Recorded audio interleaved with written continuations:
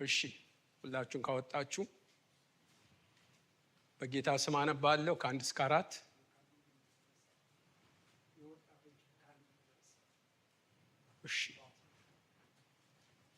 እሺ ሰበር ዜና ነው የመጣው።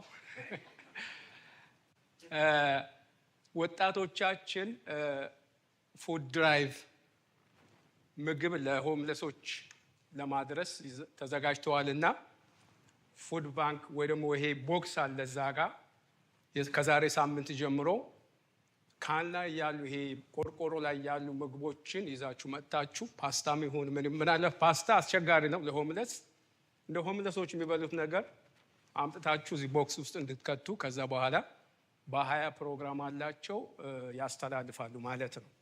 3ኛ ዮሐንስ ምዕራፍ 1 ምዕራፍ ነው ያለው ከ1 እስከ 4 አነባለሁ። በጌታ በኢየሱስ ክርስቶስ ስም ሁላችንም እየተከተልን አነባዋለሁ። ሽማግሌው በእውነት እኔ ለምወደው ለተወደደው ለጋዮስ ወዳጅ ሆይ ነፍስህ እንደሚከናወን በነገር ሁሉ እንዲከናወንልህና ጤና እንዲኖርህ ጸልያለሁ። ወንድሞች መጥተው አንተ በእውነት እንደምትሄድ ስለ እውነት ሲመሰክሩ እጅግ ደስ ብሎኛልና ልጆቼ በእውነት እንደሚሄዱ ከመስማት ይልቅ የሚበልጥ ደስታ የለኝም ይላል። እንጸልይ።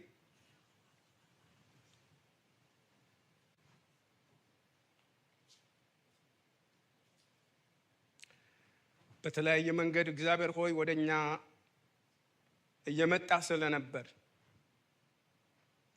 ይህንን ግቢ ከገባንበት ሰዓት ጀምሮ ሳይሆን ከቤታችን ጀምረን እግዚአብሔር ሆይ አንተን ፍለጋ አንተን ለማምለክ ቃልህ ለመስማት እግዚአብሔር ሆይ ከተለያየ ስፍራ ከተለያየ ቦታ ጠብቀህን እግዚአብሔር ሆይ ምሕረት ቸርነት በስቶልን በዚህ ተሰባስበን እግዚአብሔር ሆይ ያደረግናቸው ነገሮች በሙሉ እግዚአብሔር ሆይ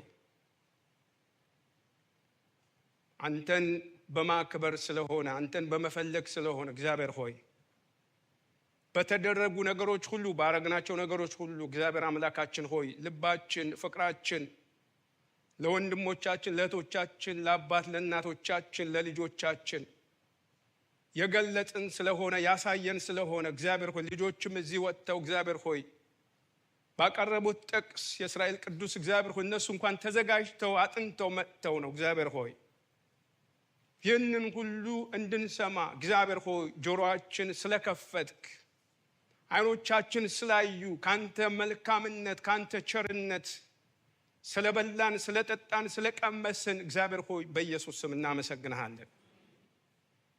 ካንተ ሁሉ ነገር ተቀብለናል እግዚአብሔር ያልተቀበልነው አንዳችም ነገር የለም።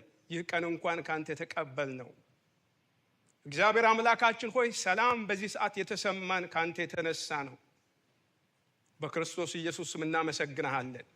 ሕያው ነህ ብለህ አመልከናል እግዚአብሔር ሆይ ታድናለህ ትታደጋለህ ብለን አመልከናል እግዚአብሔር ዘምረናል እግዚአብሔር ሆይ እንዲሁ አይተናል በሕይወታችን እግዚአብሔር ሆይ ለጨለማው ዓለም ብርሃን የምትሰጥ አንተ ብቻ ነህ። ተስፋ የምትሰጥ አንተ ብቻ ነህ። መታደን የምትታደግ አንተ ብቻ ነህ እግዚአብሔር ሆይ የሕዝብህን ተስፋ እግዚአብሔር ሆይ ርስትህን ለማላገጫ አድርገህ እግዚአብሔር አሳልፈህ የማትሰጥ አንተ ብቻ ነህ። በኢየሱስ ስም ስምህ የተባረከ ይሁን። ይህንን ትውልድ አንተን ብቻ ተስፋ ያደርጋል እግዚአብሔር ሆይ አንተን ብቻ ነው ተስፋ የምናደርገው። ምናየው ምንሰማው አይደለም ተስፋ የምናደርገው በእጃችን ያለው አይደለም የጨበጥነው እግዚአብሔር ሆይ አይደለም። ተስፋችን በአንተ ዘንድ ነው። አይኖቻችን ወደ አንተ ናቸው እግዚአብሔር ሆይ በዚህ ያለ ሕዝብህን እግዚአብሔር አምላካችን ሆይ በክርስቶስ ኢየሱስ ስም መንፈስ ቅዱስ በመካከላችን እንዲሆን እንዲጎበኘን በኢየሱስ ስም ጸልያለሁ። ልዩ ቀን እንዲሆን እግዚአብሔር ሆይ በክርስቶስ ኢየሱስ ስም ሕይወታችን በክርስቶስ ኢየሱስ ስም አቤቱ አንተ እንዳለህ እንዲገባት እግዚአብሔር ሆይ ምናልባት አዝኖ የመጣ ካለ ቆዝሞ የመጣ ካለ ተጨንቆ የመጣ ካለ የእስራኤል ቅዱስ እግዚአብሔር ሆይ በብዙ መከራ አምልጦ እዚህ የመጣ ካለ በክርስቶስ ኢየሱስ ስም ረፍት እንዲሆን ጸልያለሁ።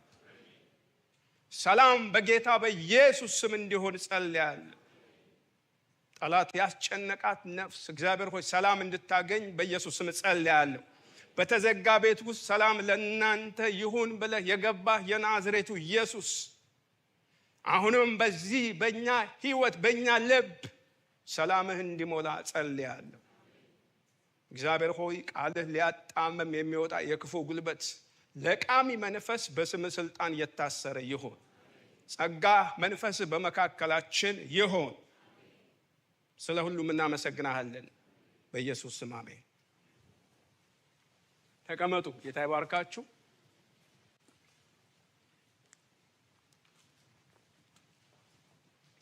አሁን ያነበብኩላችሁ ክፍል በአዲሱ መደበኛ ትርጉም አነበዋለሁ። በጣም ከዚህኛው ትንሽ ለየት ያለ ስለሆነ ቁጥር 2 ላይ ነው ፎከስ ማድረገው። ምናልባት በአንድ ሰው ህይወት ላይ ነው ፎከስ አድርጌ የምናገረው። በአዲሱ መደበኛ ትርጉም እንደዚህ ይላል። ሽማግሌው በእውነት እኔ ለምወደው ለተወደደው ለጋይዮስ ወዳጅ ሆይ ነፍስህ እንደሚከናወን በነገር ሁሉ እንዲከናወንልህና ይቅርታ፣ በድሮ ትርጉም ነው እያነበብኩት ያለሁት።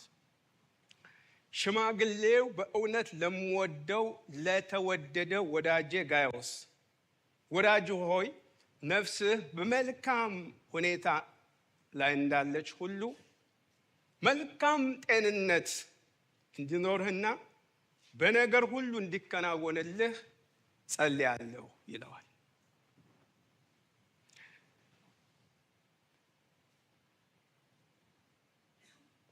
የምናገርበት ርዕስ በኋላ እናገራለሁ። ደብዳቤው እንደምትመለከቱት ለአንድ ሰው ሆኖ የተጻፈው ጋይዮስ ይባላል። ለጋይዮስ የተጻፈው ግልጽ ደብዳቤ ነው። ጸሐፊው ራሱ ሲያስተዋውቀን ሽማግሌው ይላል።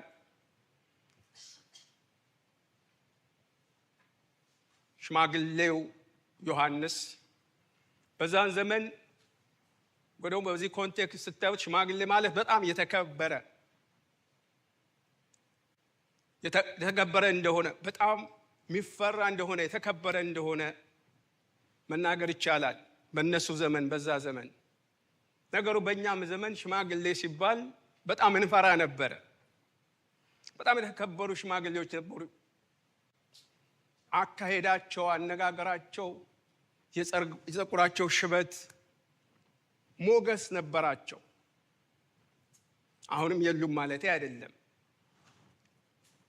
ግን ትንሽ ሰው ቀለል ያለበት ዘመን ነው። ዘመኑ በጣም አስቸጋሪ ጊዜ ነው። ሰዎች ሽማግሌ ይሁኑ ወጣት ይሁኑ ማይታወቅበት ዘመን ላይ ደርሰናል። ስለዚህ ጸሐፊው ሽማግሌው ዮሐንስ ነው። ከደብዳቤው መረዳት እንደሚቻል ሐዋርያው ዮሐንስ ጋይዮስን በጣም እንደሚወደው ይገልጻል። ክፍሉ ቁጥር 1 ላይ እኔ ለምወደው ለተወደደው፣ በድሮ ትርጉም እኔ ለምወደው ለተወደደው ብሎ ይገልጻል። ቁጥር 1 ላይ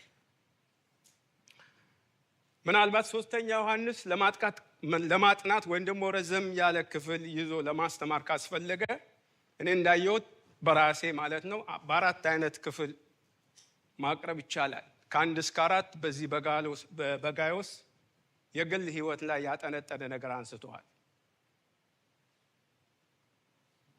ከ5 እስከ 8 በአገልግሎቱ ዙሪያ ያነሳው ነገር አለ።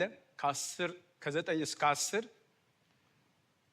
ስለ ዲዮጥራጢስ ሐዋርያው ዮሐንስ እንኳን ማይቀበል ለአንድ ቤተክርስቲያን መጋቢ ነኝ ደግሞ አገልጋይ ነኝ ዋና ነኝ የሚል የማይታወቅ ቤተክርስቲያን ወንድሞችም ሐዋርያው ዮሐንስ እንኳን ማይቀበል ሰው እንደነበረ ይናገራል። ከ9 እስከ 10 ከ11 ደግሞ እስከ 15 ድረስ ዲሜጥሮስ የሚባል አንድ የተወደደ ወንድም ደግሞ አለ።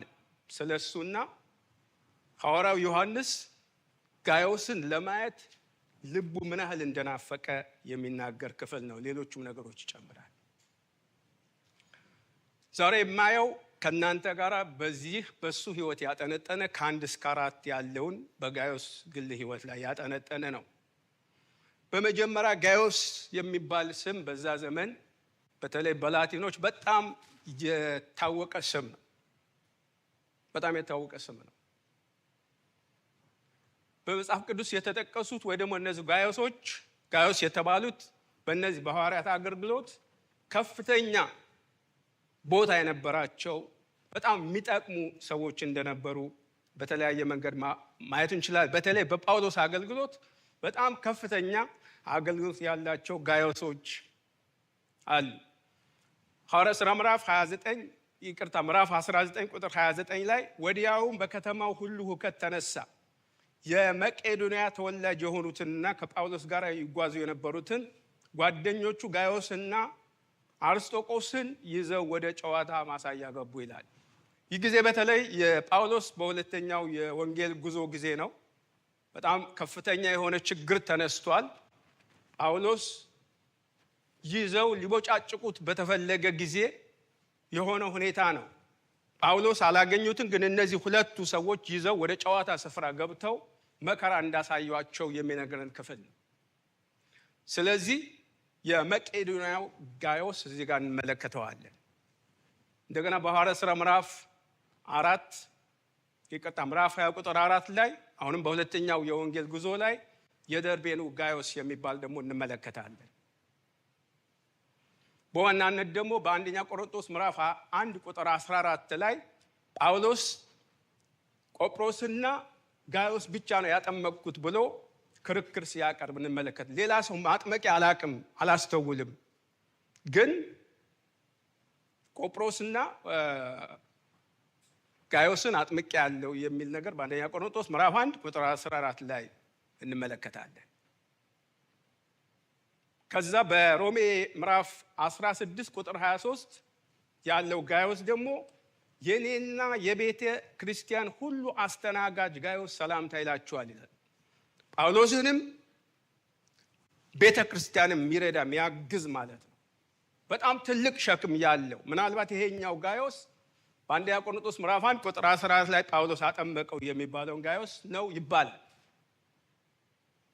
በመጨረሻ አሁን ያነሳሁላችሁ ዮሐንስ ጓደኛ፣ እንደውም ዮሐንስ ልጆቼ በእውነት መንገድ ቁጥር 4 ላይ ሲሄዱ መስማት የመሰለ ደስ የሚል ነገር የለም። ከቁጥር 3 እስከ 4 ድረስ አሁን በዚህ ባነበብነው ክፍል ያነሳው ጋዮስ እንመለከታለን። ጋዮስ የስሙ ትርጉም ደስተኛ ነኝ ማለት ነው። ደስተኛ ወይም ደስተኛ ነኝ ማለት ነው የስሙ ትርጉም። እቺን ያዙልኝ። ወደ ዛሬው መልእክቴ ስመለስ ከቁጥር 1 እስከ 4 ላይ በሶስት ነገሮች ላይ አተኩራለሁ። የመጀመሪያው ማተኩርበት በነፍሱ የተከናወነለት ክርስቲያን ምን ይመስላል የሚል። በነፍሱ የተከናወነለት ክርስቲያን ምን ይመስላል? በነፍስህ ተከናውኖልሃል፣ ተሳክቶልሃል ብሎታል። ሁለተኛ ደረጃ በጣም ትኩረት የምሰጠው በስጋ ወይም በጤናው ያልተከናወነለት ክርስቲያን ምን ማድረግ አለበት የሚል። በሶስተኛ ደረጃ መንፈሳዊ እድገት እንዴት ይታወቃል የሚለው። በእነዚህ በሶስት ሀሳቦች ላይ መልእክቴን እናገራለሁ። ስለዚህ የመጀመሪያው ስናነሳ በነፍሱ የተከናወነለት ክርስቲያን ምን ይመስላል የሚል። በአዲሱ መደበኛ ትርጉም ነው ቅድም ያነበብኩላችሁ። ቁጥር 2 እንዲህ ይላል። የመጀመሪያው ርዕሴ ወዳጅ ሆይ ነፍስህ በመልካም ሁኔታ ላይ እንዳለች ወይም እንደተሳካልህ ሁሉ ይለዋል። ፕሮስፐር አድርገሃል፣ ተሳክቶልሃል። በነፍስህ ሴኩር ሆነሃል፣ ተሳክቶልሃል። የነፍስህ ነገር የሚያሳስብ ነገር የለም። ጨብጠኸዋል፣ ይዘኸዋል። አሜን። ያ የምታስጨንቅ ነፍስ ማለት ነው። ዳዊት ነፍሴ ሆይ አታስጨንቅኝ፣ ዝም በይ፣ ጸጥ በይ እንዳለ። ነፍስ ዋና ነገር ነው ለእኛ፣ ዋና ነገር ነው። ሰው ዓለምን ሁሉ ቢያተርፍ ነፍሱ ግን ቢያጎድል እንዳለ ጌታ፣ ነፍስ ዋና ነገር ነው፣ መሰረታዊ ነገር ነው፣ አስፈላጊ ነገር ነው። ይህንን የነፍስ ክፍል ዮሐንስ ሐዋርያው ዮሐንስ በጋዮስ ሕይወት ሲያየው ለጋዮስ ተከናውኖልሃል፣ ነፍስ በመልካም ሁኔታ ላይ ነች። ስለ ነፍስህ አልሰጋም አላስብም እያለው ነው። ተከናውኖልሃል። ምክንያቱም በጋይዮስ ሕይወት ሐዋርያው ዮሐንስ እርግጠኛ ነው። ቁጥር 3 እና 4 ማንበብ ትችላላችሁ። በጣም እርግጠኛ ነው። እርግጠኛ ሆኖ ነው የሚናገረው። በኋላ አነሳዋለሁ። ስለዚህ በነፍሱ የተከናወነለት ሰው፣ በነፍሱ እርግጠኛ የሆነ ሰው ምን ይመስላል ብትሉ እንዲህ ነው የሚመስለው። ፊልጵስዩስ 4:6 እንዲህ ይላል፣ ጌታ ቅርብ ነው፣ በነገር ሁሉ በጸሎትና በምልጃ ከምስጋና ጋር በእግዚአብሔር ዘንድ ልመናችሁ አስታውቁ እንጂ በአንዳች ምን ይላል? አትጨነቁ። አትጨነቁ። የሚያስጨንቁ ነገሮች የሉም ማለት አይደለም። የሚያሳስቡ ነገሮች የሉም ማለት አይደለም።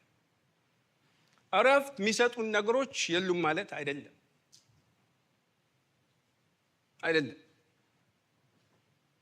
ሰው በነፍሱ ካላረፈ በምንም ነገር ማረፍ አይችልም።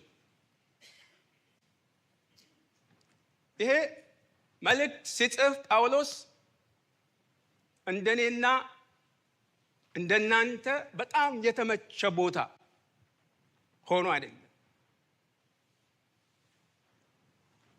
በጣም የሆነ ብቻ የምስጋና ነገር እያቀረበ ያለበት ቦታ አይደለም። እስር ቤት ውስጥ ነው ያለው። እንደውም ሲጀምር በጌታ ደስ ይበላችሁ፣ ደግሜ እላለሁ ደስ ይበላችሁ ብሎ ነው የጀመረው። እስር ቤት ሆኖ ነው ይህንን መልእክት የጻፈው። ስለዚህ ያለውን ነገር በሙሉ የምታዩት ነገር የደረሰባችሁ ነገር በሙሉ ከምስጋና ጋር ልመናችሁ ለጌታ አስታውቁ እንጂ ለጌታ ስጡ እንጂ በአንዳች አትጨነቁም ነው የሚለው። ነፍሱ ያረፈች ሰው ነው ይሄ የሚያደርገው። በነፍሱ እረፍት ውስጥ ነፍሱ ለጌታ ፈጽሞ የሰጠ ሰው የሆነ ፓርቱ ብቻ አይደለም። አንዳንድ የሆነ ነገራችን እንሰጣለን፣ የሆነ ነገራችን ግን አናስነካም፣ አይነካብንም። ስለዚህ ለጌታ ፈጽሞ ሕይወቱን መስጠት ማለት ጳውሎስ እስር ቤት ሆኖ አትጨነቁ የሚል መልእክት ውጭ ላለ ሰው፣ እኔና እናንተ አሜሪካ ላለን ሰዎች ማለት እስር ቤት ቁጭ ብሎ እስር ቤት ሆኖ ያውም በአንዳች አትጨነቁ እያለን። እሱ ብቻ አይደለም። ሐዋርያት ሥራ ምዕራፍ 12 ቁጥር 7 እስቲ ሁላችሁም አውጡትና እናንብብ። ሐዋርያት ሥራ ምዕራፍ 12 ቁጥር 7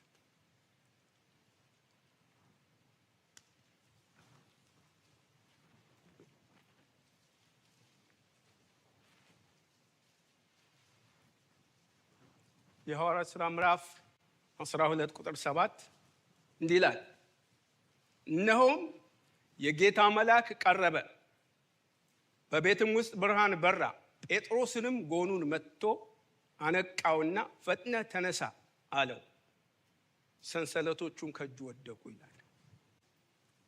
ይህ ታሪክ ሁላችንም እናውቃለን። ጴጥሮስ እስር ቤት ነው ያለ። አሁንም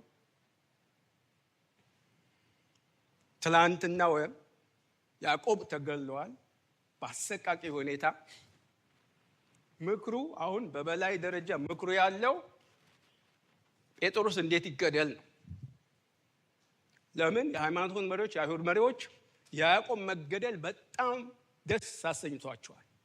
ሰው ደግሞ አንድ ነገር አድርጋችሁለት ደስ ከተሰኘ የሚገፋፋችሁ ነገር አለ። የሌላ ሰው ጩኸት መስማት ላንችል እንችላለን። የሌላ ሰው ችግር ላናይ እንችላለን። የሆነ ያረግነው ነገር በሰው ዘንድ ተቀባይነት ካገኘ፣ ጎሽ ከተባልን፣ በተለይ ዘመንማ ክፉ ነገር አድርጎ ሰው የሚሸለምበት ዘመን፣ የሚሞገዝበት ዘመን፣ እውቅና የሚያገኝበት ዘመን ነው ይሄ ዘመን። ነውር የሚባል ነገር የቀረበት ዘመን ነው። እያየን ነው፣ እየተመለከትን ነው፣ እየሰማን ነው። በእንዲህ አይነት ሁኔታ ያውቃል ጴጥሮስ። በያዕቆብ ላይ ምን እንደተደረገ ያውቃል፣ በእሱ ላይ ምን እንደሚካሄድ ያውቃል። ግን ይሄ ክፍል ሲነግረን ለጥ ብለው ተኝተዋል ነው የሚለው። የእግዚአብሔር ስም የተባረከ ይሁን።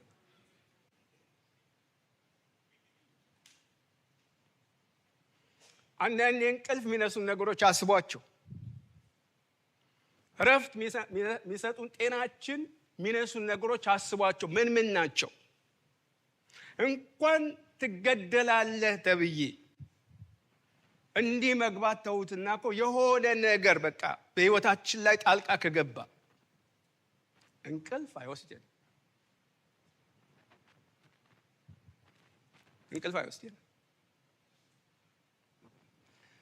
በነፍሱ ግን የተከናወነለት ስለነበረ እንደ ጳውሎስም ጴጥሮስም በነፍሱ ምክንያቱም ጌታ የነገረው ቃል አለ። በሸመገልክ ጊዜ ነው ወደ መከራ ምትገባ ማለት አሟሟቱ ሁሉ ነግሮታል። ያ ቃል ይዟል፣ ልንቅ አድርጎ ይዟል። ምንም እንደማይሆን ያ ቃል ለጥ ብሎ ተኛ። መልአክ መጥቶ ጎኑ እስከሚመታው ድረስ እግዚአብሔር እንደዚህ አይነት ሰላም ውስጥ ይክተተን። በእውነት ነገሮች አሉ። ልክ ነው፣ አንክድም እኮ። አሁን ማያሳስበን ነገር አለ ወይ እንዴ? ማስጨነቀን ነገር አለ ወይ? ደስ የሚያሰኝ ነገር በዚህ ምድር አለ ወይ ብቱ የለም። እንደ ባላምሮ ስናስበው ግን ምንም እንደማይሆን የተረጋገጠ ነበር።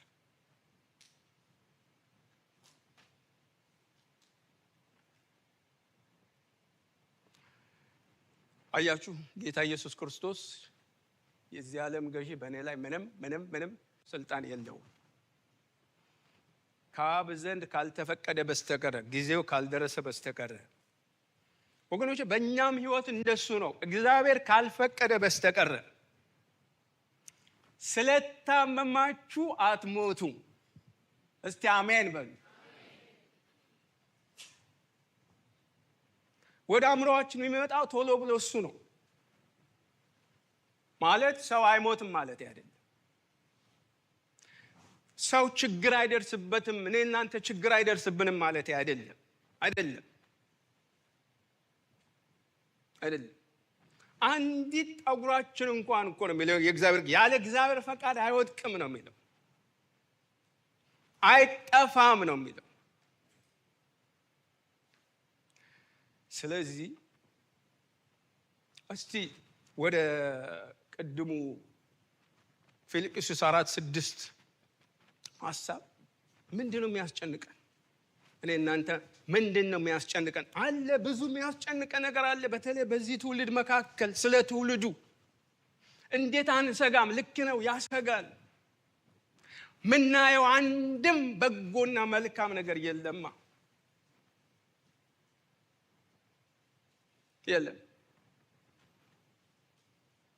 ግን ጭንቀታችሁ በማን ላይ ጣሉት? በጌታ ላይ ጣሉት። ጴጥሮስም የሚያስጨንቃችሁ ሁሉ በጌታ እግር ስር ጣሉት ይለናል ጴጥሮስ ራሱ። የዚህ ዓለም ገዢ ምንም በእኔ ላይ ስልጣን የለውም። ጌታ ያ በሚናወጠው መርከብ አይታችሁ እንደሆነ ከደቀ መዛሙርቱ በዛ ማዕበል በዛ ችግር ተኝቶ ነበር ይላል። ማዕበል እንደሚመጣ ጌታ አይቷል፣ ያውቃል። ግን ከሱ ቁጥጥር ውጪ እንዳልሆነ ጌታ ያውቃል። ከሱ አቅም ጉልበት ውጪ እንዳልሆነ ጌታ ያውቃል። ከኛ አቅም ጉልበት ውጪ የሆነውን ነገር አምላክ አለን፣ የሚያድን አምላክ አለ፣ የሚታደግ አምላክ አለ።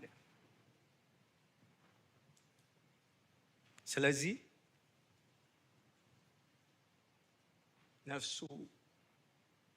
በነፍሱ የተከናወነለት ሰው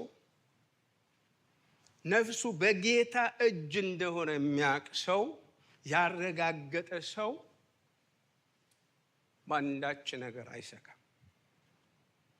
ነፍሱን ፈጽሞ ለጌታ የሰጠ ሰው የሰጠ ክርስቲያን በምንም ነገር አይፈራም፣ አይሰጋም። መጽሐፍ ቅዱስ ምስክር አለን። ሐዋርያት ምስክር ናቸው። ነቢያት ምስክር ናቸው። የዕብራውያን ጻፊ እንደዚህ ይለናል። ዕብራውያን ምዕራፍ 13 ቁጥር 6 እንደዚህ ይለናል። ዕብራውያን ምዕራፍ 13 ቁጥር 6 ስለዚህ በድፍረት ጌታ ይረዳኛልና አልፈራም፣ ሰው ምን ያደርገኛል እንላለን ይላል። ሰው ምን ያደርገኛል የሚለው የጥያቄ ምልክት ሁሉ አለ። ማን ይረዳኛል? ጌታ ይረዳኛል። መንግስት አይደለም። አንዳንዴ እኮ በመንግስትም በሆነ በቃ የምንታመነው ነገር አለ እኮ አይደል? የሆነ እንትን ሴኩሪቲ በቃ ይሰማናል። በቃ ይሰማናል። ሴፍ እንደሆንን ይሰማናል። ሰው ምን ያደርገኛል? እንዳፈር ማለት አይደለም። በነፍሳችን ጉዳይ የመጀመሪያ ኃላፊው ጌታ ነው፣ እኛ አይደለንም። ከሰጠ ነው። ቅድም እንዳልኳችሁ ከሰጠ ነው። መጽሐፍ ቅዱስ እንደሱ ነው የሚለው። በማቴዎስ 10:28 ላይ ጌታ እንደዚህ አለ፣ ስጋን የሚገድሉትን ነፍስ ግን መግደል የማይቻላቸውን አትፍሩ፣ ይልቅስ ነፍስንም ስጋንም በገሃነም ሊያጠፋ የሚቻለው እርሱን ፍሩ ይላል። አያችሁ፣ መፍራት የሚገባን ትተን አርበታችን ሰኒ በእግዚአብሔር ስለ መፍራት ታስተምር ነበር። መፍራት የሚገባንን ትተን ሌላ ነገር ነው ምንፈራው። ሐዋርያው ዮሐንስ ለዚህ ሰው በነፍስ ተከናውኖልሃል፣ ስጋት የለብህም እያለው ነው። ስጋት የለብህም፣ የሚታይ ነገር አለ እያለው። ነፍሳችን የሚጠፋው የሚገርማችሁ በራሳችን መንገድ ልንመራው ስንፈልግ ነው። ነፍሳችን ስለ ራሳችን ለማዋል ስንሄድ ነው። ጌታም ለዚህ እኮ ነው ነፍሱን የሚያጠፋት አያገኛትም፣ ስለ እኔ ግን ነፍሱ የሚያጠፋት ያገኛታል ያለ። ነፍሱ የማታስጨንቀው እዚህ መካከል ከኛ መካከል ከሰው መካከል ማንም የለም። ነፍሳችን በነገራችን ላይ እኛ ቢሊየን አለን፣ ትሪሊየን አለን፣ ሚሊየን አለን። የአሁን ዘመኖች ሚሊዮኖች ምናምን በጣም ቀላል ናቸው አይደለም? ሚሊየን ቢሊየን ምናምን ቀላል ነው። በተለይ ኢትዮጵያ በጣም ቀላል ነው አይደል? በጣም ቀላል ነው። ነፍሳችን ቢሊየን ቢኖራችሁ ሚሊየን ቢኖር who cares ነው የምትለው። እርካታዋ እሱ አይደለም። ለዛ እኮ ነው ስንት ያላቸው ሰዎች ክብር ብትሉ ዝና ብትሉ ሀብት ብትሉ ያላቸው ሰዎች በራሳቸው ላይ እርምጃ የሚወስዱት እኮ ስለሚጨነቁ ነው። እረፍት የሌላቸው ከዚህ የተነሳ ነው። ይህ ሰው አሁን የምናጠናው ሰው በዚህ ተከናውኖለታል። ተከናውኖልሃል፣ በነፍስ ፕሮስፐር አድርገሃል፣ ተሳክቶልሃል እያለው ያለ።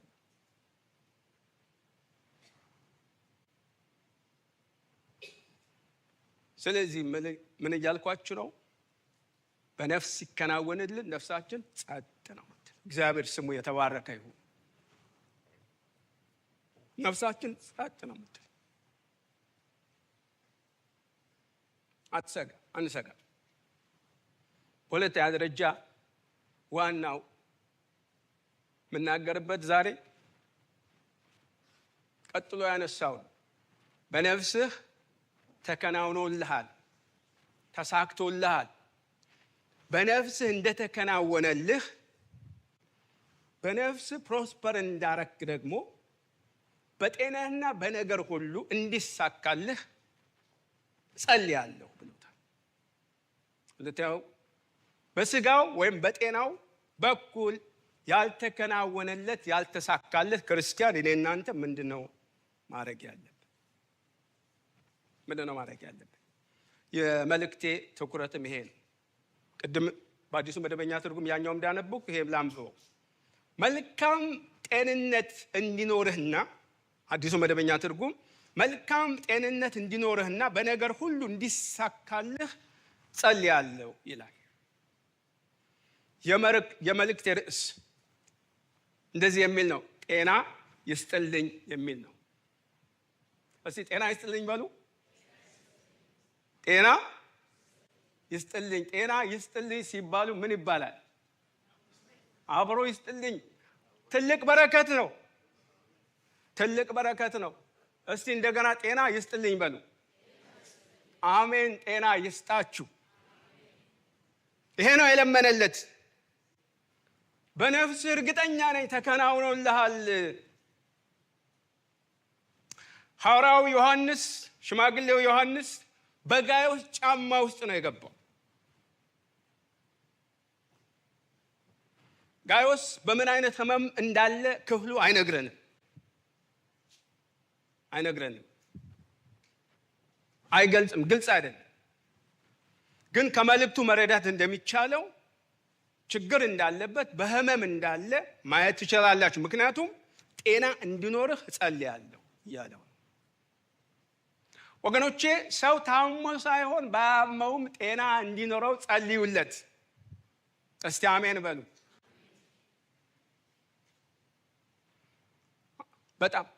በጣም የምትወዱት ሰው በእንዲህ አይነት ችግር ሲያልፍ ከባድ።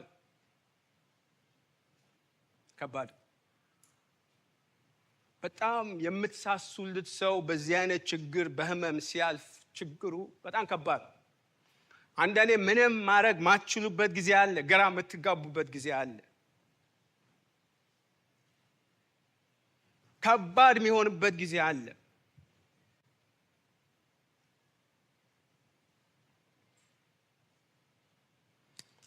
መንፈሳዊ ነገሩ በመልካም ነው ያለው ጋይዮስ፣ በጤናው ግን ዋጋ እየከፈለ ይመስላል። በጤናው ችግር ቢያጋጥመውም ነገር ግን በነፍሱ ግን ተከናውኖለታል። ደስ የሚለው እሱ ነው። ዋናው እሱ ነው። ተስፋ ሊያስጨብጥ የሚችለው እሱ ነው። የከፋ የሚሆነው ሰው በሁለቱም ዋጋ ሲከፍል ነው። በነፍሱም ሳይከናወንለት በስጋውም ሳይከናወንለት በሁለቱም ዋጋ ሲከፍል ከባድ ነው። ዝም ብሎ ዋጋ መክፈል፣ ዝም ብሎ መከራ ውስጥ ማለፍ ማለት ነው። ባለፈው ወንድሜ ሳሚ እዚህ ጋር ሲዘምር መከራዬን እንዳይባክንብኝ የሚል መዝሙር ዘምረዋል። መከራዬ እንዳይባክንብኝ ምን ማለት ነው? ባልሆነ ነገር መከራ እየቀመስን ችግር ውስጥ እየገባን ያ መከራ እንዳይባክን፣ ለካ መከራም ይባክናል ማለት ነው። ጌታ ይባርከው። ጥሩ መዝሙር ነው የዘመረው። ለካ መከራም ከንቱ መከራ አለ። በኃጢአት ምክንያት ባለመታዘዝ ምክንያት ለካ የሚከፈል መከራ ያለ።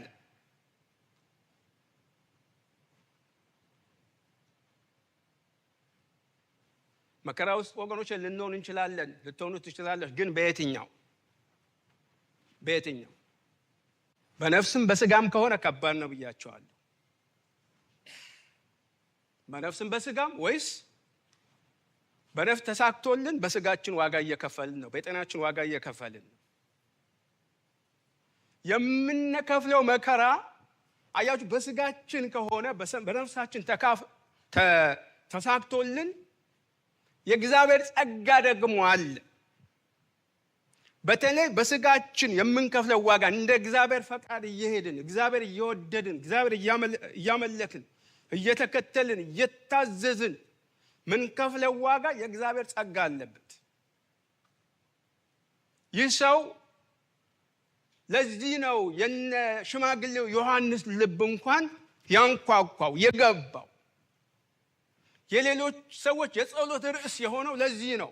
በነፍሱ ተከናውኖለት በትክክለኛ መንገድ እየሄደ ነው፣ በስጋው ግን ችግር አለበት። ስለዚህ የጌታ ጸጋ አለ፣ የእግዚአብሔር ጸጋ አለ። በምናልፍበት ነገር፣ በምንሄድበት ነገር ጥቅስ ብናቀው ወይም ደግሞ ሁልጊዜ ባለፈም እየተነሳ ነበረ። አንደኛ ቆሮንቶስ ገጋው ሁለተኛ ቆሮንቶስ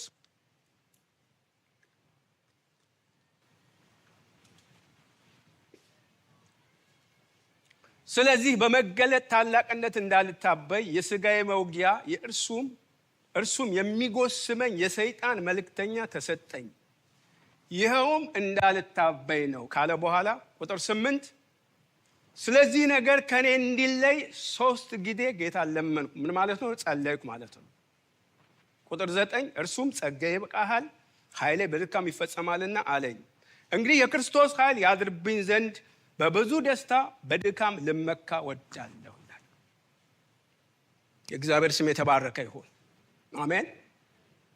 ምን ማድረግ አለብን? ቅድም እንዳልኳችሁ በስጋው በጤናው ያልተከናወነለት ክርስቲያን አማኝ ዝም ብሎ መቀመጥ የለበትም። መለመን ነው ያለበት፣ መጠየቅ ነው ያለበት። ለምን ብትሉ የእግዚአብሔር ቃል ራስ እኔ ጤናህን እመልሳለሁ ቁስልህንም እፈውሳለሁ ያለ አምላክ፣ እኔ ፈዋሽ አምላክ ነኝ ያለው አምላክ ይፈውሰናል፣ ያጽናናናል፣ ያበረታናል። አለበለዚያም ነገሩ ካልሄደ ከነገሩ በላይ የሚያደርግ እንደ ጳውሎስ ጸጋው ነው የሚሰጥን። የእግዚአብሔር ስም ብሩክ ይሁን። አንዳንዴ ነገሮቹ ከመቀየር እግዚአብሔር አያችሁ እኛን ነው የሚቀይረው። ጳውሎስ ነገሩ ከሚቀይርለት ጸጋው ሰጥቶ የጳውሎስን አመለካከት ነው ጌታ ኢየሱስ ክርስቶስ የቀየረው። ነገሮች ሊኖሩ ይችላሉ። ምናልፍበት ከባድ ሊሆን ይችላል። ምን ወጣበት ምን ገባበት ከባድ ሊሆን ይችላል። ስለዚህ መጸለይ ነው። ምርመራ እንዳለ ሆኖ ቼክአፕ ማድረግ አለባችሁ። እኔ አምናለሁ። ሐኪም መድኃኒት ካዘዘላችሁ መውሰድ አለባችሁ። እኔ አምናለሁ። ግን የመጀመሪያው ግን እግዚአብሔር ማመን አለብን። ይሄ ስጋችን ይሄ ምድር ላይ ነው ያለው፣ ቆሻሻ የሚጣልበት። ሰሞኑ እንደውም እግዚአብሔር ረድቶኝ አሁን ሞቅ ሲለኝ ተሻለኝ እንጂ ኃይለኛ በቃ አፍንጫዬ ተዘግቶ ራስ ምታቱ አያችሁ። በተለያየ ችግር ነው በተለያየ ነገር ነው የምናልፈው። እግዚአብሔር የሰጠን ሪሶርሶች የመጠቀም ኃላፊነት አለብን። እግዚአብሔር መንፈስ ቅዱስ ካላረጋገጠላችሁ መድኃኒት እንኳን መጣል የለባችሁ። ይሄ የስህተት ትምህርት አይደለም።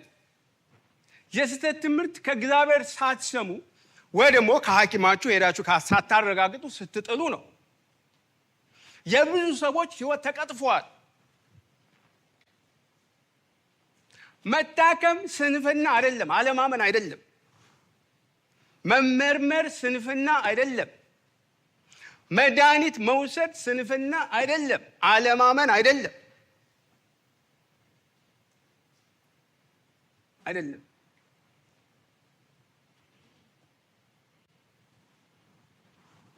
ሕዝቅያስ ነው አይደል?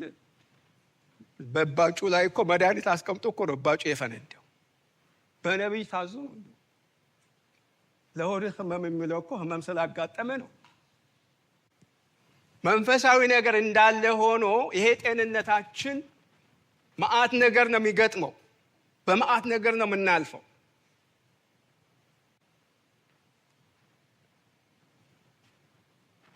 ጤና የሌላችሁ ጌታ ጤናችሁ ይመልስ። አሜን በሉ። ርዕሴ ምንድን ነው? እስቲ በደንብ ጤና ይስጥልኝ። ጤና በጣም አስፈላጊ ነው። በጣም አስፈላጊ ነው። ለምን አልነግራችሁም? እኔ በብዙ ነገር አልፋለሁ፣ አውቀዋለሁ። በተለይ በዚህ 5 ዓመት በባለቤቴም በእኔም በኩል ተግዳሮቱ ቀላል እንዳይመስላችሁ። ሁሉ ነገር ነው የምትጠሉት። ሲሪየስሊ በጣም ሁሉ ነገር ነው የሚያስጠላችሁ። ሁሉ ነገር። ስለዚህ ወገኖቼ ጤንነት ማለት ለሰው ለእኔና ለእናንተ አሁን በአንዳንድ ነገር እኮ አናልፍም ማለት አይደለም። ከጤናም የባሱ የጤና ችግሮች አሉ። እዚህ ጋር አሁን የመጣ ነው እግዚአብሔር ይመስገን እግራችን ተራምዶ አይናችን እያየ ጆሮአችን እየሰማ ምናደርገው ነገር እያወቅን እኮ ነው የመጣ ነው። ስሙ የተባረከ ይሁን። እስቲ አምሮ የሆነ ነገር ቢያዝ ይሄኛው ቢያዝ ሌላ ሰው እኮ ነው የሚረዳን። እንኳን እኛ መርዳት ተውትና ለሱ እንኳን በኋላ ነሰዋለሁ ምናልባት። ስለዚህ ይኸውላችሁ ሰዎች በሆነ ነገር አልፋለሁ ሲሏችሁ ቅድም እያነሱ ነበረ ነው የሆሊስቲክ ወገኖቻችን እባካችሁ አንደርስታንድ እናርጋቸው። ቶሎ ብለን ለስብከትና ለጥቅስ አንሂድ። መጀመሪያ እንረዳቸው። ስብከት ጥሩ ነው፣ ጥቅስ ጥሩ ነው። ያልተነካ ምንድነው? ግልግል አያውቅም። ያውቃል ነው። በደቡብ እንደዛ ነው። ስለዚህ እንዳሁን ዘመን በተለየ እንደኔ እናንተ ዘመን እንደዚህ ሰው በሰው ላይ የጨከነበት ዘመን እኔ የሚኖርም ያለም አይመስለኝም። አይኖ ዘመኑ እየከፋ እንደሚመጣ አውቃለሁ። በጣም አንደርስታንድ ለማድረግ ሰዎችን ለመረዳትም ለመርዳትም የተቸገርንበት ዘመን፣ በቃ ውሸት የበዛበት ዘመን ደግሞ በጣም ከባድ እኮ ነው። የሆነ ሰው ለመርዳት እንትቱ ነው ውሸት አለበት ያ ነገር። ከዛ ስጃችሁ የካንጋሮ እንትን ይሆናል። በቃ ያጥራል። እንትን ማድረጋችሁ መርዳታችሁ በጣም ከባድ ጊዜ ነው።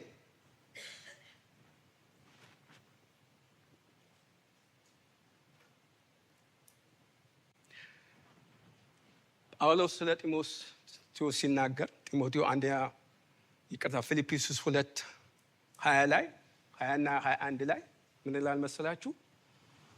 እንደ ጢሞቴዎስ ስለ እናንተ የሚጨነቅ ሰው የለም ይልና ቁጥር 21 ላይ ሁሉ የራሳቸው ይፈልጋሉ የክርስቶስ አይደለም ይላል። አይገርማችሁም? እንደዛ አይነት ዘመን ነው ያለነው። እንደዛ አይነት ዘመን ነው ያለነው። እስቲ ቆም ብለን እንስማቸው። እውነቴ እኮ ነው። እኔም እንዳገልጋይ እስቲ አንዳንዴ ስሙኝ፣ እንድሰማ ፈልጋለሁ። ሰው አይደለሁም እንዴ? አገልጋዮች ስሙ፣ አንዳንዴ ስሙ። አንዳንዴኛ ቤታችሁ ስንመጣ ጥቅስ ከምንሰብክ እናንተ ራሳችሁ ስበኩን። ያስፈልገን ይሆናል፣ እንፈልግ ይሆናል። መላእክት አይደለንም፣ ሰዎች ነን። በብዙ ኢሞሽን ነው የምናልፈው፣ በብዙ ኢሞሽን ነው የምታልፉት። አንደርስታንድ እናርጋቸው። የታንክስ ጊቪንግ ኢቭ ላይ አንድ ሬዲዮ ጣቢያ ላይ 105.1 ላይ ሰውየው ምን አደረገ?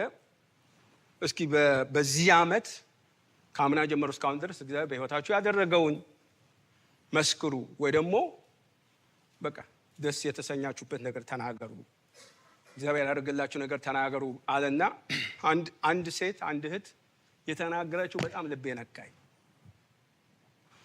ቸርች ነው የቆየሁት፣ ወደ ቤቴ እየሄድኩ ነው። ብዙ ጊዜ ምንም ነገር ሳልሰማ ሄደ፣ ጸጥ እያልኩ ነው መኪና ውስጥ መሄደው። የዛን ቀን ግን ሬዲዮውን ከፍቼዋለሁ። ከዛ ይህች እህት የዛሬ 20 ዓመት አለች በጡት ካንሰር አልፍ ነበረ። በጣም በብዙ መከራ ነው ያለፍኩት፣ ግን ሰርቫይቭ አደረኩ። እግዚአብሔር ይመስገን በሕክምና በምን ዳንኩኝ። አሁን ደግሞ እንደገና ተመለሰና ምርመራ አድርጊ ተብዬ በብዙ መከራ ውስጥ ነው ያለፍኩት። እና በዚህ ጊዜ ግን የሥራ ባልደረቦቼና ጓደኞቼና ቤተክርስቲያን አብራኝ ቆመዋል አለችና ከዚህ ግን የተለየ አለችና የትምህርት ቤቱ ፕሪንሲፓል አንድ እህት ከኔ ጋር አለቀሰች፣ ከኔ ጋር ጸለየች አለች። ውሰዱት እስቲ ይሄ እስኪ እንየው። ከኔ ጋር አለቀሰች፣ ከኔ ጋር ጸለየች። ገንዘብ ሰጠችኝ አላለችው። ገንዘብ አያስፈልግም ማለት አይደለም፣ በጣም ያስፈልጋል። እንደውም አንዳንዶቹ እሱ ነው የሚፈልጉት። እና ልቤ በጣም ነው። እኔ በተለይ አንዳንድ ህመሞች በቃ የሰው ስሰማ ልቤ ነው የሚሰበረው። አልችልም።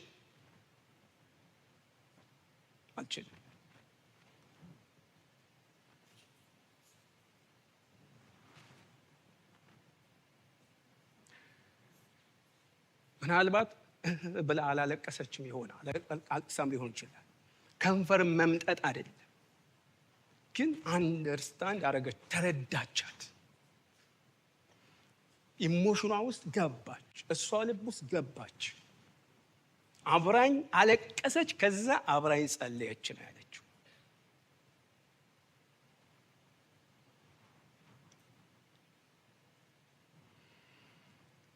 ቅዱሳን እኛ ማድረግ ያለብን ይሄ ነው። ሌላው ነገር ማድረግ ባንችል አትሊስት የጸሎታችን ርዕስ እንዲሆኑ ሰዎች ርዕስ ውስጥ እንድንከታቸው፣ ሊስታችን ውስጥ የኛ በቃ እንደው አለ አይደል ማአት ሊስት አለ፣ ልክ ነው። ማአት ጥያቄ አለ፣ ልክ ነው። ግን እስቲ እንጨምርበት የሰዎች ነገር እንጨምርበት።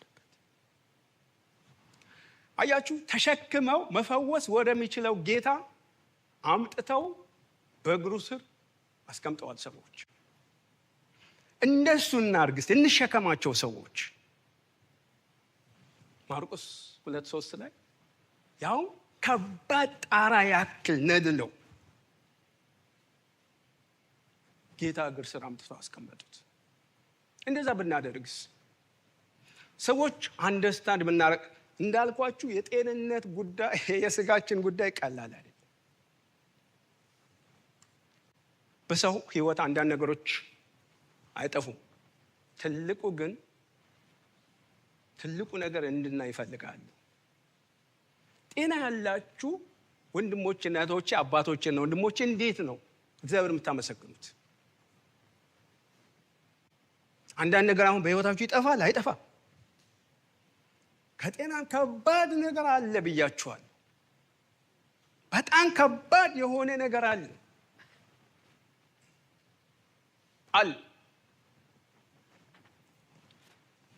እግዚአብሔር እንዴት ነው የምናመሰግነው?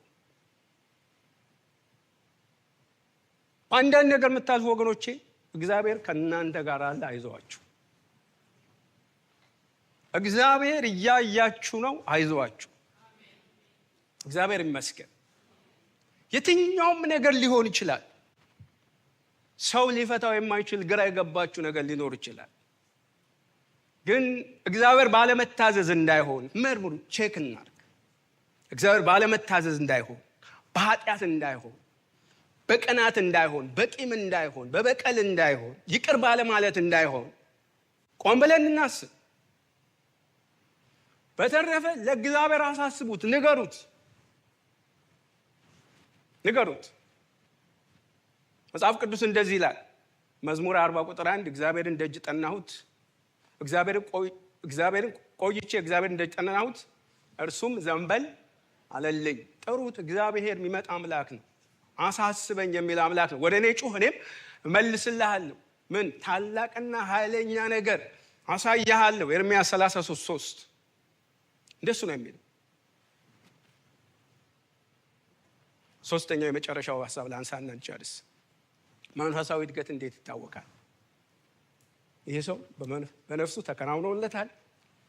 በስጋው ጤና እንዲኖረው እየጸለየለት ነው። ምን እንደሆነ አናውቅም። ሌላ ነገሩ ላይ ሲመጣ ባካሄዱ ብትሉ፣ በህይወቱ ብትሉ፣ ባወጣጡ፣ ባገባቡ ብትሉ ግን ፐርፌክት ማለት እንደ ሰው በእውነት የሚሄድ ማመቻመች ሆኖ አገኘው። እንደዚህ ይላል። መንፈሳዊ እድገት እንዴት ይታወቃል? ይኸውላችሁ የተገለጠ የሚታይ ፍሬ አለ። ቁጥር 3 እና 4 እንዲህ ነው የሚለው። ወንድሞች መጥተው አንተ በእውነት እንደምትሄድ ስለ እውነትህ ሲመሰክሩ እጅግ ደስ ብሎኛልና ልጆቼ በእውነት እንደሚሄዱ ከመስማት ይልቅ የሚበልጥ ደስታ የለኝም ይላል። በቃ የተገለጠ የሚታይ አካሄድ አለ። ወንድሞች በዓይናቸው ያዩትን መጥተው ነገሩት ለሽማግሌው ዮሐንስ፣ ለሐዋርያው ዮሐንስ። አንዳንዴ እኛ ነን የምንናገረው፣ እኛ ነን የምንመሰክረው፣ ግን መጽሐፍ ቅዱስ ስራችን እንዲናገር ነው የሚነግረን። ጌታም ያለው እንደሱ ነው። ማቴዎስ 5:16 መልካሙን ስራችሁን አይተው በሰማያት ያለውን አባታችሁን እንዲያከብሩ ብርሃናችሁ እንዲሁ በሰው ሁሉ ፊት ይብራ። እግዚአብሔር ይመስገን። ምናችሁ? መልካሙን ስራችሁን አይተው። መልካሙን ስራችን አይተው ሰዎች እንዲመሰክሩ ነው። ይህ ሰው እንደሱ ነው። ያዩት የተመለከቱት መጥተው ነው ያወሩት። ጋዮስ በእውነት የሚሄድ አየችሁ፣ ሆኖ ችግር የለበትም ማለት አይደለም። በችግር እያለፈ ነው፣ ግን በእውነት እየሄደ አያመቻመችም ብያቸዋለሁ ቅድም። እግዚአብሔር እየተከተልን መከራ ሊኖር እንደሚችል ይህ ክፍል ቁልጭ አድርጎ ነው የሚያሳየን። እግዚአብሔር እየወደድን በነፍሳችን ተከናውኖልን ማለት ከእግዚአብሔር ጋር ተጣብቀን በስጋችን ግን መከራ እንደሚገጥመን ጳውሎስም ቅድም 2 ቆሮንቶስ 7-8-9 ያነበብኩትን አይታችኋል። ይሄም ሰው ከእግዚአብሔር ጋር እየሄደ ችግር አጋጥሞታል። ስለዚህ አንዳንድ ጊዜ ጠላት ምን እያደረገ መሰላችሁ? እኔ ብቻ የሆነ ነገር ውስጥ ቦክስ ውስጥ ከትና እኔ ላይ ብቻ የሆነ የደረሰብኝ አድርጎ የሚያሳየን ጊዜ አለ። የእግዚአብሔር ስም የተባረከ ይሁን። በመጽሐፍ ቅዱስ ወገኖች ሙሉ መረጃ ምስክርነት አለ። እግዚአብሔር የሚወዱ ሰዎች፣ እግዚአብሔር የሚያከብሩ ሰዎች ያለፉበት የመከራ መንገድ የትኛውም የሰው ልጅ አያልፍም። ግን እግዚአብሔር ከነሱ ጋር ነው። ስሙ የተባረከ ይሁን። ጳውሎስም እንደዛ ነው። ጸጋዬ ይበቃሃል። 3 ጊዜ ጸለየ፣ ግን አልሄድም። ስለዚህ እግዚአብሔር ስንከተል፣ እግዚአብሔር ስናመልክ፣ ወደ እግዚአብሔር ስንመላለስ ዓይናችን ከዛ ከመስቀሉ ከክርስቶስ ኢየሱስ መስቀል ከፍቅሩ እንድናነሳ በራሳችን ትኩረት። ይሄ ከራሴ ልምድ ነው የምነግራችሁ። ሲያቅታችሁ የግድ ሳትወዱ በግድ ወደ ራሳችሁ የምትመለሱበት ጊዜ አለ። ከሆነ ከፍታ ቁልቁል የምትወርዱበት ጊዜ አለ። ኔቸራችን እንደሱ ነው። እዛው ባለንበት አንቆይም። አሁን እዚህ ቸርች እንደዚህ ሳምንተን ምናምን አሁን ያለንበት እዚህ ጋር ብዙ ነገር እንወስናለን። ስንሄድ ግን ስንወጣ ግን አንዳንዱ ነገር የለም፣ ይጠፋል። ገላትያ 3:1 ላይ እንዲህ ይላቸዋል ለገላትያ ሰዎች፣ እናንተ የማታስተውሉ የገላትያ ሰዎች ሆይ በዓይናችሁ ፊት ኢየሱስ ክርስቶስ እንደተሰቀለ ሆኖ ተስሎ ነበረ። ለእውነት እንዳትታዘዙ አዚም ያደረገባችሁ ማን ነው? ምክንያቶቻችን የተለያዩ ነገሮች ሊሆኑ ይችላሉ፣ አናቃቸውም። ግን መስቀሉ እንዳናይ፣ የጌታ ፍቅር እንዳናይ፣ ተስፋው እንዳናይ እየከለከለን ያለ ጊዜያዊ ነገር ምን እንደሆነ ግን ማወቅ አለብን።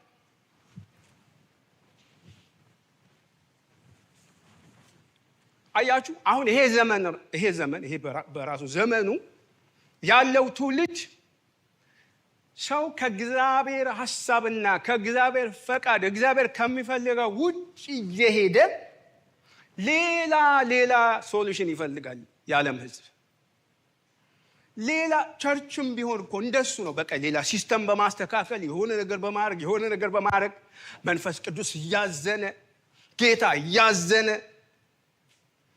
በሌላ ነገር በቃ ዲኮር እያደረግን በሆነ ነገር እግዚአብሔርን መሸወድ እንፈልጋለን፣ ማታለል እንፈልጋለን። ዓለም እንደምታያት ነው። እንዳረጀ ቤት ቆርቆሮ እዚህ ቤት እንደሱ ነበረ መቼስ በፊት። እዛ ጋር ሲደፍኑት እዚህ ጋር ያፈሳል፣ እዛ ጋር ሲደፍኑት እዛ ጋር ያፈሳል። መቼስ መጨረሻ ላይ በአንዴ እንትን ተባለና በቃ አረፍን። ቆርቆሮ እዛ ጋር ነበረ። ታስታውሳላችሁ ብዙዎቻችሁ። የዓለም ነገር የእኛም ህይወት ነገር እንደሱ ነው። መፈተሽ ማን ነው አዚም የሚያደርግብን? የገላትያ ሰዎች ችግር ሌላ ሊሆን ይችላል። የኛ ችግር ግን የኛ ዘመን የኔናንተ ዘመን ግን ሌላ ነገር ለእውነት በእውነት እንዳንሄድ ልጆቼ በእውነት እንደሚሄዱ ከመስማት የመሰለ ደስታ የለም። አሁን ልጆች ያላችሁ እዚህ መካከል ልጆቻችሁ ጥሩ ውጤት እግዚአብሔር እየወደዱ እግዚአብሔር እያከበሩ በህይወታቸው ጥሩ ውጤት አመጡ ስትባሉ ደስ ማይላችሁ ወላጆች አላችሁ ብዬ አላስብም። ደግሞ ምን እንፈልጋለን? እንደሱ በስራችን እንዲሳካልን፣ በጤናችን እንዲሳካልን፣ ባለ ነገር እንዲሳካልን እንፈልጋለን። ግን ዋናውን ነገር ዋና ማድረግ ያስፈልጋል። ነፍስ ተከናውኖለታል። ዋና ነገር እሱ ነው። በነፍስ ተከናውኖልሃል። ልክ ነው። በስጋ ችግር አለ ያማሃል። ምናልባት ግን እጸልይልሃለሁ እሱ ራሱ ሰክሰስፉል እንድትሆን እንዲሳካል። ዋናው ነገር ጋር ስንመጣ ግን ተሳክቶልሃል። እግዚአብሔር ይመስገን። እንዴት ደስ ይላል! በቃ ዋናው ነገር ላይ ሲመጣ ግን ተሳክቶልሃል። የመጨረሻ ያለው እሱ እኮ የመጨረሻው እንደዚህ ነው ያለው። የመጨረሻው ደስታው ልጆቼ በእውነት መንገድ ሲሄዱ እንደማየት ደስታ የለም። ቁጥር 4 መንፈሳዊ እድገት ፍሬው ይሄ ነው። በእውነት ቀጥ ብሎ ችግር አለ። ልክ ነው። በአንድ ነገር ተሳክቶልናል። አዎ በአንድ ነገር ግን አልተሳካም። ግን ባላንስ እየሄድን ባላንስ እየጠበቅን ሳንንገዳገድ ልክ ነው። አንድ ቀን ሊደክመን ይችላል። ግን ተነስተን ምንም የሚደክሙ ተነስተው ያሳድዱ ነበር እንደሚል እግዚአብሔር ይመስገን። ጌታ በሕይወታችን ወገኖቼ ያለው እሱ ነው።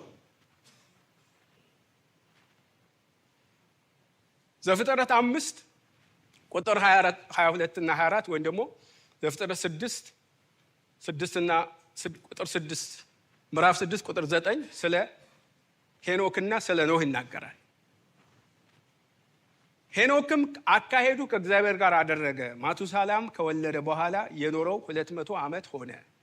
ወንዶችና ሴቶች ልጆችን ወለደ። እኔ ይሄ ቃል እንዴት ደስ እንደሚለኝ ልነግራችሁ አልችልም። አካሄዱ ከማን ጋር አደረገ? ችግር አልነበረም አለ እንጂ ይኸው ልጆች ወለደ። ቀላል ነው እንዴ? ቀላል ኃላፊነት ነው እንዴ? አይደለም። ያውም የዛ ዘመን ደግሞ ሁሉ ነገር እናንተ ናችሁ። ማውጣት፣ ማግባት፣ ማድረስ ምናምን እናንተ ናችሁ። ኃላፊነቱ ለእናንተ ነው ሁሉ ነገር። እና አካሄዱ ከማን ጋር አደረገ? ከእግዚአብሔር አደረገ። ልጆቼ በእውነት መሄዳቸው ከመስማት ይልቅ የሚያስደስተኝ ነገር የለም። ብደሰትበት ነገር የለም። ሮሶቼ ልድገምና ልጨርስ። በነፍሱ የተከናወነለት ወይም የተሳካለት ክርስቲያን ምን ያደርጋል? እግዚአብሔር ላይ ራሱ ይጥላል። በምንም ባንዳችም አይጨነቅም፣ አይሰጋም። በስጋው በጤናው ያልተከናወነለት ምን ያደርጋል? ይጸልያል። እግዚአብሔር ይለምናል፣ እግዚአብሔር ይጠራል ሳያቋርጥ። በሌላስ መታከም ካለበት መታከም አለበት፣ መድኃኒት መውሰድ ካለበት እግዚአብሔር እየጠበቀ ማለት ነው። ጌታ እየጠበቀ፣ መንፈስ ቅዱስ እየጠበቀ። መንፈሳዊ እድገቱ እንዴት ይታወቃል? በፍሬው፣ ባካሄዱ፣ በመውጣት በመግባቱ። በዚህ ጥቅስ ልጨርስ ወገኖቼ። እግዚአብሔር ከነፍሳችን በላይ በእኔናንተ ውስጥ የሚፈልገው ምንም ነገር የለም። በነፍሳችን እንዲከናወንልን በነፍሳችን እግዚአብሔር እርግጠኛ ሆነን እንድናመልከው እግዚአብሔር ይፈልጋል።